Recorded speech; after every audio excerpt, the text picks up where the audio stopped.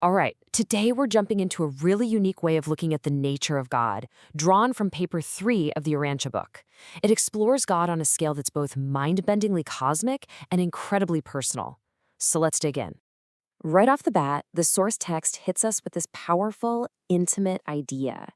It's asking you to kind of set aside any image of a distant, faraway creator. Instead, it wants you to consider a divine presence that isn't just with you, but literally inside you. This one idea is the bedrock for everything else we're going to talk about. So, how does that even work, right? How can a single being be both infinite and, internal? Well, this first section tackles that exact paradox. This idea of a God who is invisible but is absolutely everywhere all at once.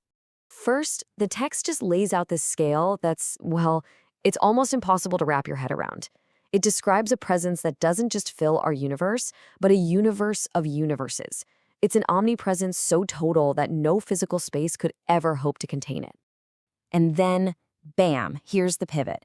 In the very next breath, the source text takes that infinite presence and drills it right down to you and me. The same God that fills all of reality also lives inside each one of us. So, how? Well, the text actually gives this internal presence a specific name. It's called the thought adjuster, and what's really wild is how literally the text means this. This isn't just a metaphor or some vague spiritual feeling. No, it's presented as a literal fragment of infinity, an actual piece of the divine living right there in the human mind as a constant, inseparable companion. Okay, so let's build on that. The next attribute we're going to look at is God's infinite power, or omnipotence. But as you'll see, this framework adds this really crucial and fascinating layer of nuance to what that power actually means. The text kicks off with something we've probably all heard before, this absolute statement of power. With God, all things are possible. It sets the baseline, limitless capability. But, and this is a really big but, it doesn't just stop there. And this is where the source just lays out this beautiful idea about power. It suggests that God's omnipotence isn't just some arbitrary force. It can't be used to do something that isn't godlike. Instead, that power is perfectly in sync with and actually guided by God's own character, infinite love, mercy, and justice. The key idea here is that true power isn't just about what you can do, it's about what you will do because of who you are. So, of course, this brings us right to one of the biggest questions in, well, any theology, right? If you have an all-powerful, all-loving God, then why is there suffering? Why is the world so imperfect? The source text gives a very direct and pretty thought-provoking answer. It starts with a series of questions, almost like a thought experiment. So let's start with this one. Is courage, real strength of character, a good thing? I think most of us would say, yeah, absolutely. Well, the logic here is pretty direct. You can't actually develop courage in a perfect world that has no challenges. Courage isn't something you're just handed. It's something that's forged when you have to grapple with hardship and react to disappointment. Without the chance of failure, the whole idea of courage doesn't even make sense. Okay, next up in this sequence, what about faith? Is having faith what the text calls the supreme assertion of human thought, something we should strive for? Again, in this framework, that's a definite yes. And again, the logic just clicks right into place.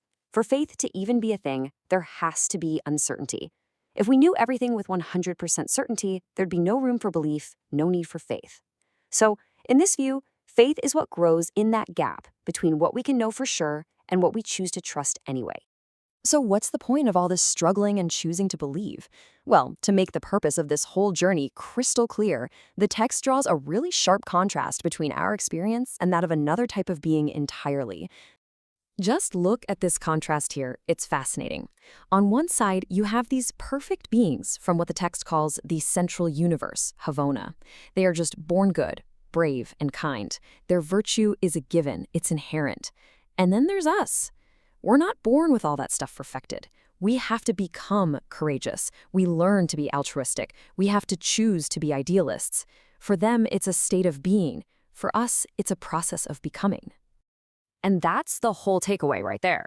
Our connection to God, our virtues, our spiritual growth, none of it is just handed to us on a silver platter. It's an experiential attainment. It's something deeply personal and unique that we earn through the choices we make when faced with hardship and uncertainty. And that all leads us to the final, beautiful, unifying idea of this whole explainer. After all the talk about power and presence and purpose, the text concludes that the ultimate path, the nearest and dearest approach to God, is simply love. Because in this framework, that's what God is. And that whole experiential journey of ours, maybe its greatest purpose is just to teach us what that love truly means.